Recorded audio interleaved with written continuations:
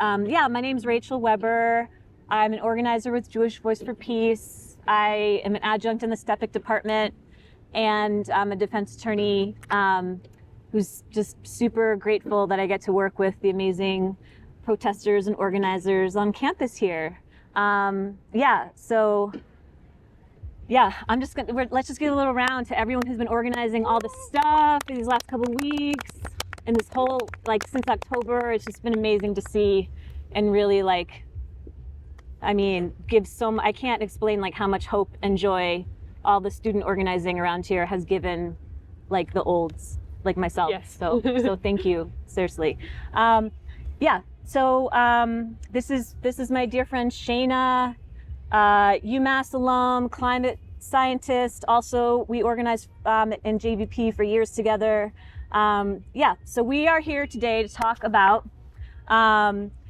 something that has been labeled by organizers as the deadly exchange. And what that refers to is the exchange of weapons, technology, surveillance tactics, and personnel even between Israeli law enforcement and the Israeli military and US law enforcement.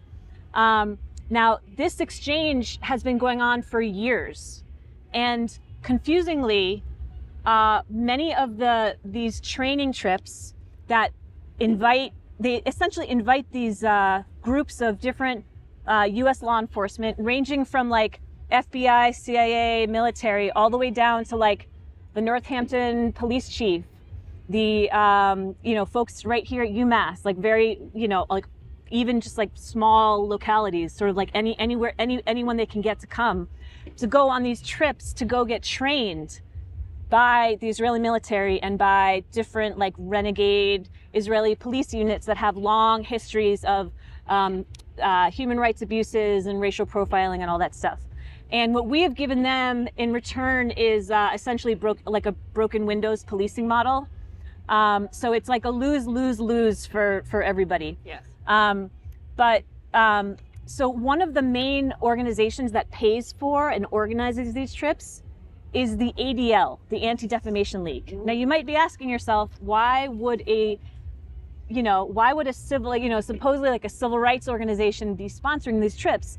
It's because the ADL is actually deeply Zionist and has a counterterrorism wing that puts together these types of trainings, and also has been a huge force in the repression of student organizing since October. So ADL, bad. Bad. Yeah, very real bad. Very bad. Very, very bad. So just to sort of give a sense of the scope of the degree to which some deeply fucked policing that the U.S. has imported from these trainings with Israel, we're just going to go over some examples. But of course, before we go there, I just want to start by saying that, before any trainings with Israel, from its very inception, policing and the legal system here in this country, stemmed from slave patrols and punishing and executing escaped slaves. And there's an unbroken line from where that started to the white supremacy that is just inherent in every aspect of policing still. So it's not that, it's not like Israel taught U.S. law enforcement how to be racist or how to be brutal. They had centuries of perfecting that. It's just that the collaborations have produced some very, just really gross programs that have expanded the reach of U.S. law enforcement's ability to surveil protesters, to surveil over-policed communities, things like that. So these trainings have been going on for decades. And what happens is it's almost framed as a diversity, equity, and inclusion training. We're going to go prove that we're not anti-Semitic as a police force by saying yes to this invitation to go get trained by the Israeli military and the Israeli police. Now, the Israeli military, obviously with, billions upon billions of US dollars, is one of the most advanced militaries in the world. And because military service is required in Israel. When folks get out of the military service, they often go found security companies. So then even if they're not actively in the military, they are the ones who own the companies that manufacture the weapons that are then dropped, all over the world. But what Israel will do is when it develops new types of technology or new, like skunk water, that was developed by Israel. And when new sort of repressive technologies like that are used by Israel, it is then branded, and this is not a joke, as field tested on Palestinians. That's actually the language that they use. They say it's been field tested on Palestinians. And then it's just sold to, law enforcement all over the world, including right here. So like in Ferguson, when there were, in Ferguson, Missouri, when there was, huge repression of uprisings for Black lives, several of the sergeants and the lieutenants in those police departments had participated in trainings in Israel and then had brought some of those techniques to repress Black communities, in Ferguson and in Missouri. And that's not the only example. I mean, there's the Los Angeles Police Department has this huge, multifaceted surveillance system where there's one place where they can instantly run someone's criminal record, driver's license, facial recognition technology, all that, get cell phone pings, and it all happens in one place instead of having to send different subpoenas out. That's literally was gifted from Israeli surveillance tech to the LAPD to do a better job of surveilling communities there. So we thought that maybe, well, first of all, we want to talk a little bit about going over a sample itinerary, just to give a sense of how deeply fucked these trainings are, and the types of places that U.S. law enforcement will visit on these trainings. And then we had actually a successful campaign in Northampton in 2018 where we were able to get the chief of police, who was invited to go on a trip, to not go. So we, Shaina and I were both involved in that campaign, so we're going to talk about that. So just to be clear, when you look at the promotional materials for these types of trainings, it's as if it's written as a satire.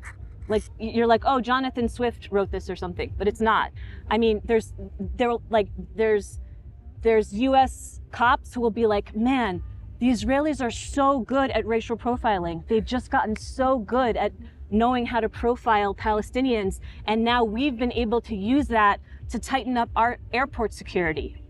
I mean, it's the quotes are that direct in terms of, praising repression based on race and ethnicity, and or perceived race and ethnicity. So I have a sample itinerary right here. Just gonna read off a few places, just again to get a sense of where these folks go. So this was one trip where on the very first day they met with this person named Amichai Magen. He's a senior researcher at the ICT Terrorism and Governance Desk.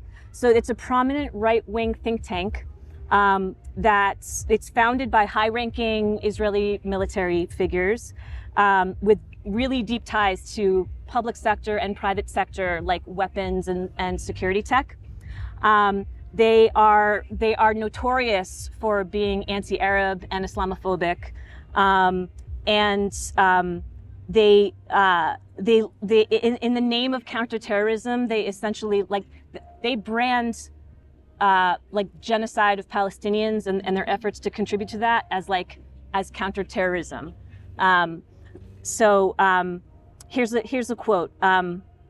This is a quote from Magen from on the first day of their visit. This is U.S. law enforcement visiting with this terrible human. He said, he complained about the, quote, seepage of international human rights laws into rules that govern war. And he claimed that, quote, when the Geneva Conventions were drafted, no one imagined that non-state actors such as Palestinians would be able to use them. Seepage of human rights laws. Yeah. So So gross. So he's also written that the only error that Israel made in its 2014 bombing of Gaza is that it didn't, and this is again a quote, finish the job. So day one, meeting with this guy. Let's see. On day two, they met with Alan Moss, who's the former head of international relations of Shin Bet. Has anyone here heard of Shin Bet? So Shin Bet is it stemmed out of one of the paramilitary groups responsible for carrying out the Nakba. So there were multiple different Zionist paramilitary groups that carried that out. And they sort of like splintered into different factions. One of those factions became the IDF.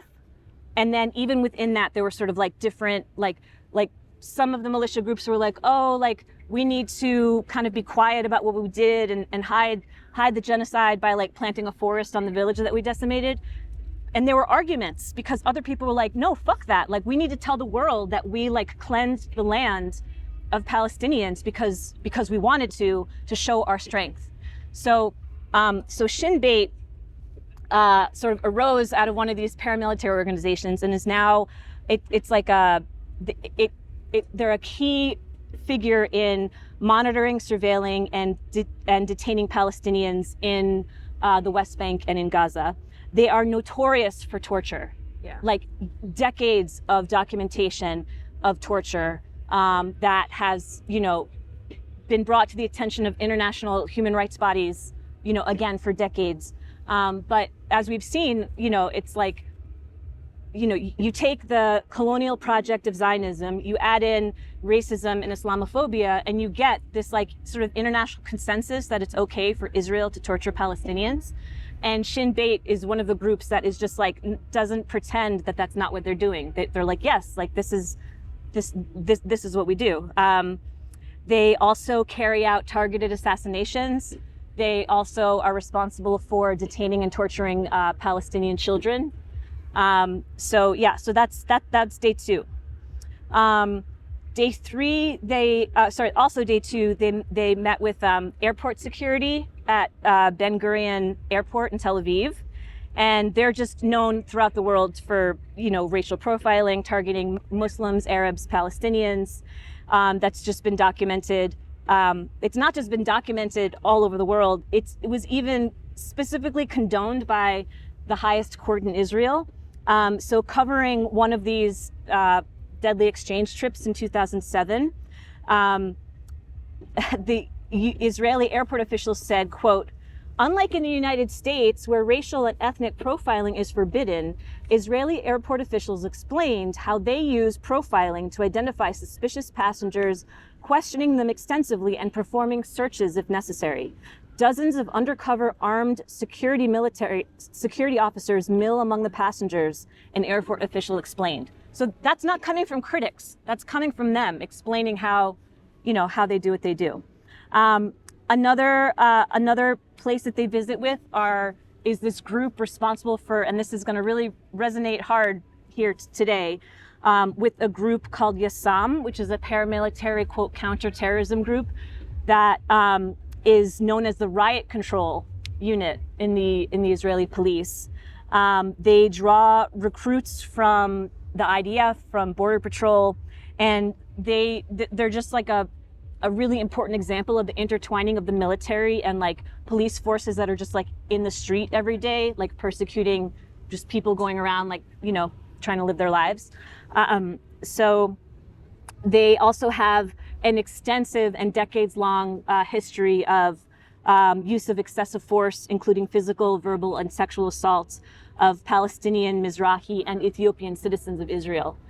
Because we talk, obviously very importantly, we talk a lot about the repression and genocide of Palestinians in the occupied territories, but another huge problem with Israeli society is the deep deep racism within even just Israeli society, within its own borders, against Ethiopian Jews, against Arab Jews, and against Palestinians. So, this group is like directly responsible for a lot of that. And there's just tons of like videos all over the internet of this particular group just like randomly like snatching people off the streets and like beating the shit out of them, putting them in some car, and then they like vanish for a while and then turn up later, never having been charged with anything. They also meet with like the spokesman for the Israeli National Police. But after Standing Rock and the protest movement that developed at that time, anti-protest laws just sort of swept the country, backed by right-wing politicians in conjunction with the fossil fuel industry and law enforcement lobbyists. And a lot of these laws, they're written like through things like ALEC, the American Legislative Exchange Council, which is just fucking horrific. But so like all of these people working together, the fossil fuel industry, the law enforcement, and right-wing politicians all working together to proliferate these incredibly repressive laws.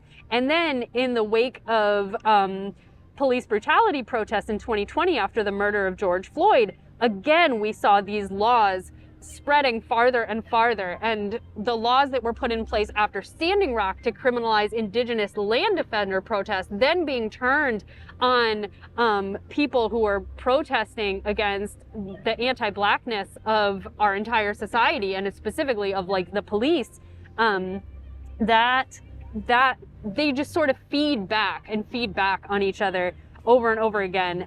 And so this has just kept going on. And then in 2017, so there's been attempts to like now apply this in the Palestinian context in a variety of ways. So just 1 year after Standing Rock, in 2017, Texas passed a law to ban the state from doing business with any groups that were boycotting Israel. So anyone who participated in BDS could like not get like housing, could not get like a job as a teacher.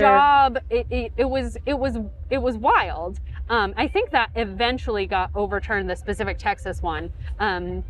But these bills are now being considered yet again in state legislators across the country, these bills criminalizing protests, because as we can see, the student encampments and the student protests have been extremely effective at driving the conversation towards a liberatory future. And that is something that the people in power do not want. And so it's yet again an attempt to like criminalize protests and criminalize dissent.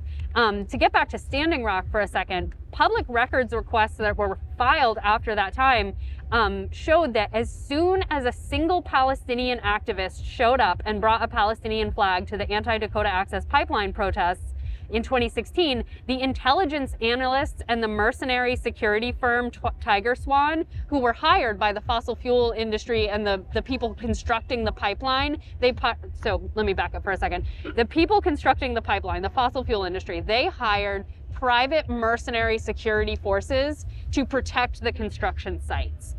And guaranteed with the help of Israeli training, military, and probably personnel. Yeah. And so those private security firms, public records requests were like done to try to get documents on what surveillance was happening at the time. And those documents showed that a single Palestinian activist, whose name is Haitham El Zabri, showed up at the Standing Rock protest to be in solidarity with the Standing Rock Sioux, and that the security firm, the private security firm that was hired to protect the pipeline construction, pointed to the presence of that one Palestinian activist as, quote, Islamic terrorists have now started showing up at Standing Rock. So the security firm is then trying to literally just like criminalize the existence of a Palestinian person. And so that's what those documents were showing. Quote, an Islamic presence and the possibility of, quote, terrorist type tactics. This is brand new reporting from Drilled that was done by Aline Brown that was just published a few days ago. Drilled is really great. They do anti-fossil fuel investigative journalism type things. And I can send you this article as well. But so the Palestinian activist who was present, Eileen emailed that person for this article, and that person said, quote, "It's part of the dehumanization of my people, and it directly enables the genocide that we're witnessing right now. It's totally built on racism. It's not limited to a security company. It's common across the board of government agencies." And so that Palestinian activist who was surveilled at Standing Rock was then among 79 people that were arrested this week at the University of Texas at Austin, and said, quote, "It really felt the same as Standing Rock when we were facing the police. There's this whole army that looked like it was at war in riot gear. They eventually used tear gas and pepper spray." And so like this, it's so cyclic, you know, that person being there at Standing Rock, then being at the pro-Palestine protests at the University of Texas, facing the police repression in both of those places, and the tactics that the police have learned, the surveillance that the private security firms have learned from the Israelis, and it all sort of feeds back in that sort of way. Let's see what else. There's just some specific bills that are discussed also in this reporting that I think are particularly important. And it also talks about the ADL, which we've already gone over. And then I also wanted to point out one other thing that's been on my mind recently. So what's up, geese? So we know that the fossil fuel industry are bad actors. They're just the worst. And so there are numerous lawsuits against specifically Exxon in Massachusetts and New York for consumer fraud. And Exxon filed some documents in court that turned out to contain data that was stolen by hackers who hacked into climate and environmental organizations looking for documents about these lawsuits against Exxon. And so the hacker who hacked into climate and environmental organizations' data, hacked into their emails, got their data, and we don't know exactly who the clients are, but this did show up in Exxon's filings, the things that this person stole. And this hacker is an Israeli who started his own private security company. And I haven't been able to find reporting saying specifically anything about this person's background, but because military service is obligatory in Israel and this person is a surveillance specialist, I can't imagine that this person did not do their IDF service in a surveillance unit and then go on to start a private security company that then stole documents that then ExxonMobil is citing in court cases. So it's very interconnected. And that's been on my mind a lot lately as I think about climate litigation all day long, every single day. But yeah, I just wanted to point that. Why do you think about climate litigation? You know, I don't. That's my Shaina, thing. as a climate scientist, is working on. I work on climate litigation. So yeah. And I do like climate projections, and I do corporate accountability work. Yeah, I mean, so like basically. One way I feel like that people try to shut down protesting against the Israeli government is being like, Israeli exceptionalism, you hold Israel to like a different set of standards, and there's more repressive governments in the world, and why are you so focused on Israel? And it's halfway around the world, and you've never been there, and you don't know anything about it. That's all bullshit. And among the many ways it's bullshit is that weapons, surveillance tech, and repressive tactics have very intentionally been imported from Israel to this campus, to Springfield, to, towns all over Massachusetts, all over this country, to ICE. I mean, it's like you can't, I mean, they can, but you can't, they do try, but you can't have it both ways where you say like, we're not involved, we can't say anything, but then spend, $38 billion at a minimum a year on it, right? So it's like, if you live here in any capacity, you get to talk about this. You get to notice the interconnections. This is deeply local. This is not just international politics. This is deeply, deeply local shit. Local politics, local policing, local governance, local money. That is like fostering this militarized trends of repressing dissent. And to be clear, when you give the cops surveillance technology, it's not like later on they're like, emergency over, you can have the technology back. That's not the direction that ever fucking goes in, right? So that's why we need to be super vigilant when we, let's say here that, the next time UMPD is asking for more money for riot shields or for training, that and they say, oh, well, in case of emergency, and then they cite this encampment, we need to be like super vigilant, because we know that type of repression only goes in one direction, which is more repression. Yeah. So. Yeah, they're already starting to use yeah. these encampments to ask for more money, more equipment, yeah. more funding, more police. It's yeah. the exact opposite of what we need. I also want to say one more thing, just because it's been on my mind. It's a little bit of a topic departure, but I was here on Tuesday for the encampment. I couldn't stay all evening, but I was here for several hours. And I remember when they came in, someone came in and the statement that was read about why the encampment supposedly needed to move, citing the land use policy, is a particularly egregious thing to say at a land grant university that was I just, as soon as I heard land use policy, I was like, don't even talk to me, because yeah. Oh, you're screaming in your phone right after. Okay. What's that? What? I didn't. What'd you say? Oh, we told them that with the megaphone as Jeff was walking away. Okay. Yeah. I mean, also, it's been on the mind. In terms of the one Palestinian person at a protest means that like Islamic terrorists have arrived. Yeah. Someone that I know was at the gym this morning and got into an argument with someone else at the gym about the encampment, and the person who was like, well, the students, got violent, and this person was like, no, they didn't. The cops were the only violent ones. Yeah. They were like singing and, talking about important shit. This person said, yeah, well, the students are being influenced by China. Yep. By China and Russia to fuck with the November election. And so, and just to be clear, so for years, the ADL has claimed that JVP is actually an arm of Hezbollah, which sounds so fucking crazy that they haven't been saying that very loudly. They've been they've been much more public about it in the last few weeks. So in case you find yourself mind controlled at an encampment and you're like, oh my gosh, like I woke up and I was in the encampment, like it's Hezbollah or it's China or it's Russia, just to be clear.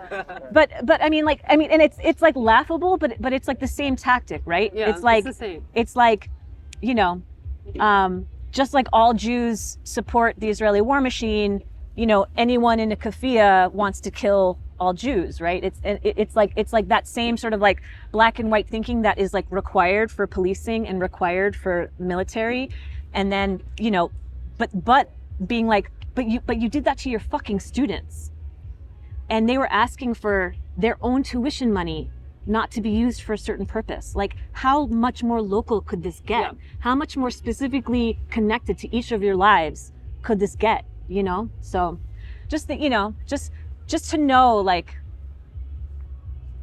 I mean, one reason why I think the whole discourse about like, was the encampment violent or not, is complete bullshit and a diversion. It's because it doesn't matter. What you guys could have been like handing out flowers and like dressed as like Muppets or something, I just mean like no matter what you did, because like there's this false equivalency of like, oh, but the Zionists were made uncomfortable, and the cops were uncomfortable because you yelled at them.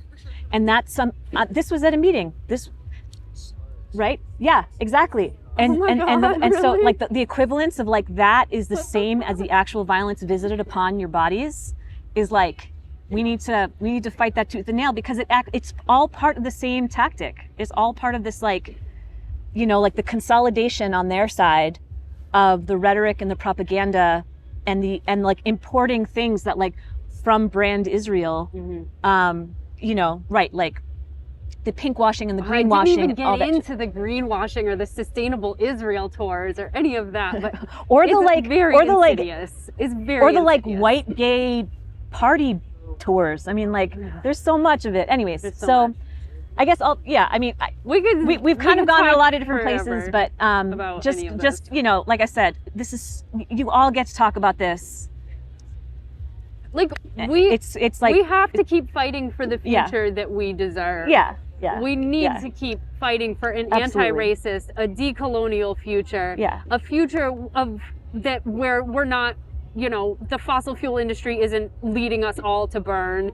A future where Palestinians can have their land and enjoy it in freedom. Like we need a better future. So we have to keep pushing back against this every single day. Yeah.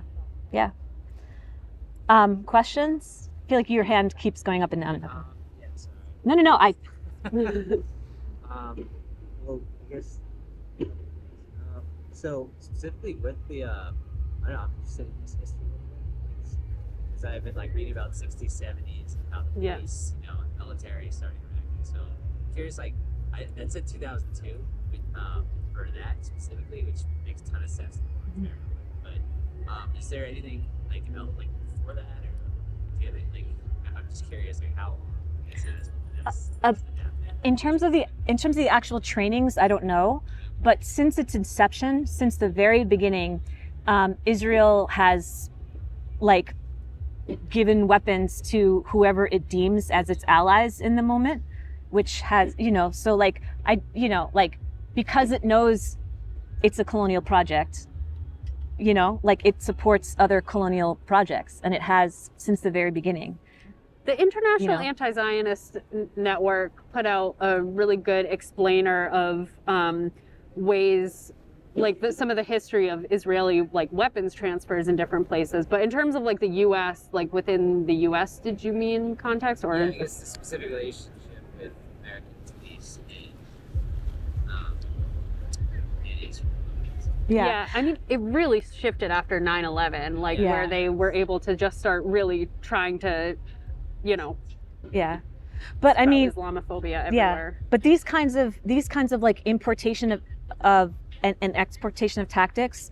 I mean, so I lived in Chicago for a while, and I had the immense privilege of working with this awesome organization called the People's Law Office. They got their start representing Fred Hampton's family after he was assassinated by the police, and they started to uncover all of these cases of torture at the hands of the police. And one of the ways that it came to light is because they were jail doctors writing letters to the state's attorney, who then later, of course, became the mayor of Chicago, talking about these injuries that these young black men had gotten that there's no fucking way they got on the street. And the tactic started in a mental hospital in Arkansas. It was this way to use a two-way radio to electrocute people. It went, and so it was called the Tucker telephone, because that was the name, that was like the name near where this tactic was used. It was then brought to Vietnam. It was used by MPs who were stationed at Vietnam on Vietnamese prisoners, one of whom then became a police sergeant in Chicago. So it literally went from a mental institution in Arkansas to military prisons in Vietnam to Chicago. And so, like, you know, the trans global weaponry and tactics exchange has just always been in place. You know, I think part of it is just like, how much do we get to learn about? Yeah. And how much is just like it going to be classified into like, Yep. our grandchildren are alive or something, or your grandchildren are alive. Because I'm going to probably have grandchildren before. I'm just, never mind. We're old. So, yeah. Not to end on that note, but just to say, like, just like, you know, all cages are connected, you know, like all forms of police torture are like, they all borrow from each other, like really explicitly and proudly. So, fuck all that. And I feel so fucking lucky to get to be in community with you all. Yeah. And with all the organizing that's happened on this campus and in this region since October and before. So seriously, like, thank you. Yeah, thank you, you each and every all. one of you, and everyone who's just Truly. been like showing up in all the different ways that they can. Yeah. So Thank you.